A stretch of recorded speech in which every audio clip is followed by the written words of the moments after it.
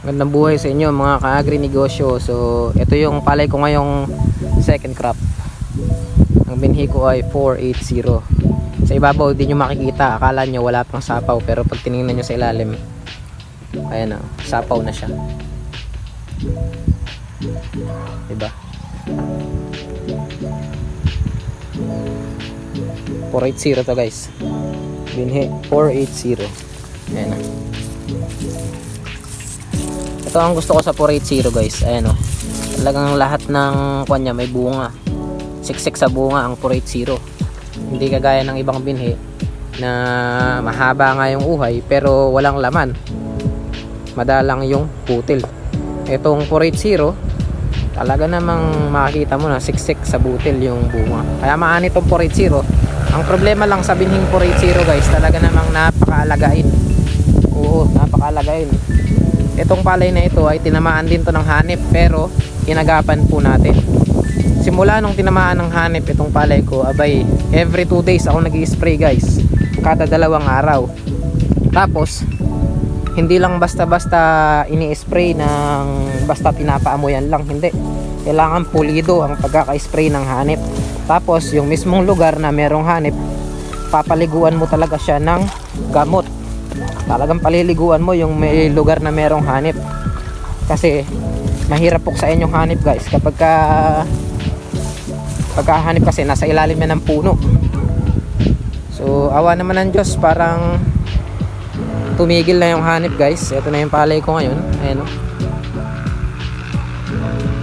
yan ang gusto ko sa 480 guys. So makikita mo talaga na punong-puno yung ano nya, mula baba hanggang taas, punong-puno ng butil. Ayun o, diba? Tinamaan to ng hanip guys, pero naka-recover kasi nga naagapan natin. Sa hanip, 4 na beses ako nag-i-spray. Nung maliit pa lang, konti pa lang yung hanip, in-spray ko na agad. Tapos after 2 days, meron pa rin akong nakita, inulit ko ulit, spray ko ulit ng, ang una kong ginamit nga pala na gamot guys ay pinaghalong chess tsaka Solomon. 80 grams na chess, tapos isang maliit na Solomon pinaghalo ko, tapos hinaluan ko pa ng Brodan. Yun yung una kong ginamit. Patay agad yung hanip. Ang problema sa hanip guys, mabilis kasi silang dumami at nangingitlog. Kaya after 2 days meron pa ring bagong pisa at meron bagong dapo. Kaya in-spray ulit natin. Ang ginamit ko naman ng pangalawang spray ay Pexalon na may halong gold. So guys, Pexalon na may halong gold ang sunod kong in-spray. Okay, patay, namatay na naman ulit yung hanip. Ang presyo, namatay ulit yung hanip. May kamahalan nga lang guys yung Pexalon. May kamahalan, nasa 1,900 pesos yung 250 ml. So after 3 days, dinalo ko ulit, meron na namang hanip.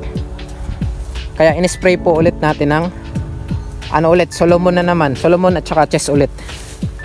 Patay ulit. Tapos after 4 days, inulit ko ulit. Ayun. Kaya hanggang sa ngayon, minomonitor ko pa rin kasi baka meron pa rin natitira.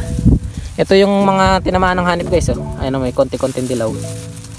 Meron pa nga rin eh. Meron pa din. Kailangan ko pa rin talagang mag-spray. Pero konti na lang. Kailangan ko pa ulit mag-ulit. Ngayon dalaw tayo sa bukid para i-monitor kung meron pa ring hanip. Siyempre i-monitor natin kung may hanip. Yan yung mga tinamaan ng hanip guys. Pero hindi siya masyadong pumula kasi na-spray agad natin. Nakasapaw pa din. Ayan o, nakasapaw pa din siya. Pero kung hindi natin yan naagapan, nako, 100% kayang sirain ng hanip. Talagang kawawa tayong magsasaka kapag hindi natin naagapan yung hanip.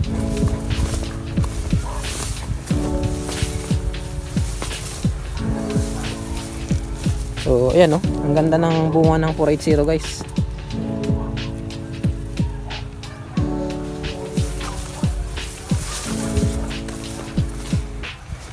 480. Meron pa rin pa konti-konting damo, pero napuksa natin. Meron na lang pa konti-konting television, tsaka pa konti-konting trigo. Ang ginamit ko lang dito guys na pang spray ay advanced herbicide nung after ng mag direct seeded. Ang ginamit ko ay advanced. 9 days after ko mag direct o magsabog ng punla, ng binhi, in-spray natin siya ng advance. After 2 days pinapasukan po natin ng tubig para malusaw na yung mga damo. Then syempre meron pa rin matitira dyan na pa konti-konti, yung mga makapal na trigo guys na medyo mapulo-pulo. Yun naman ang in-spray natin ng frontier after 45 days, kasi mabisa yung frontier sa trigo kapag yung may buko na yung trigo. So uulitin ko na lang to ng spray kapag schedule na ulit ng patubig dito. Isang sprayhan na lang ito.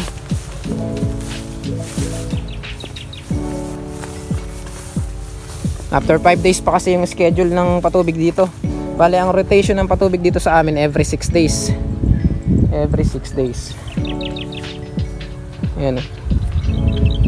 Diba? Pag yung binhing 480 guys, hindi mo makikita sa ibabaw yung bunga. Kailangan mong silipin sa ilalim. Ayan na, oh. Ganyan ang 480. Nagustuhan ko tong 480 kasi madami-dami yung inani natin itong nakaraang tag-araw. Kaso ang hirap lang talaga sa 480, medyo matagal siyang sumapaw tapos alagain. Talagang kailangan na laging minomonitor, laging dadalawin, dalasan ng pag-spray, dadalasan ng pagdalaw at pag-i-spray. Ganun lang ang technique sa 480 guys. Ayun, oh, ang ganda ng mga bunga niya, oh. Pag nakatinga lang ganyan, hindi mo makikita yung bunga. Pero pag nakaganyan guys, oh, ayun na. Ang ganda ng bunga niya. Ano na to? Anong date ba ngayon? Ajis. O tama, 80 days na to. 80 days. Wala nang maisabog tanim.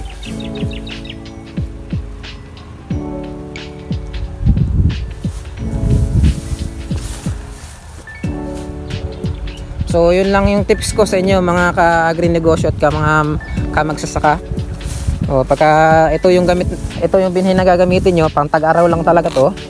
Napakaanin ito guys. Ang problema, kailangan alagaan ng mabuti, laging dadalawin, laging bibisitahin, alagain kasi to. Tapos ano siya, talagang siguro mabango siya sa hanip. Gustong gusto ng hanip tong binhi na to, eh. Hanip o brown plant hoppers. Tingnan nyo naman kasi guys, oh, kung gaano kaganda yung uhay niyan. Talaga namang sarap, diba? Mas berde pa yung palay natin, payuko na yung palay natin, berde pa yung mga dahon. Yan ang magandang palay talaga. Yan naman kasi guys, oh, diba? Oh, sarap. Excited na ako mag-anihan. I-update ko kayo kung ilan ang aanihin ito. Itong tagulan guys, ang binhi ko ay 222. Ang inani lang ng 222 ko ay 90 kabans. Oo, 90 kabans na nag-average ng 61 kilos per kaban. Napakagandang ani na rin kahit 90 kabans lang ang inani natin guys. Kasi sa pagkasabog tanim lang guys, pag umani ng 80 kabans pataas yung palay ninyo, ay napakagandang ani na nun, lalo na ngayon na napakamahal ng palay. Kaya okay na okay yun guys.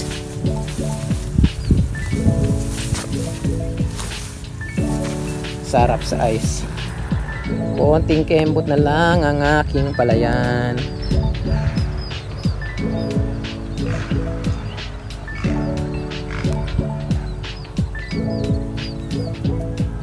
So muli, magandang buhay po sa ating lahat at hangad ko ang pag-unlad nating lahat. Mag-iingat po tayo. Happy farming. Ingat.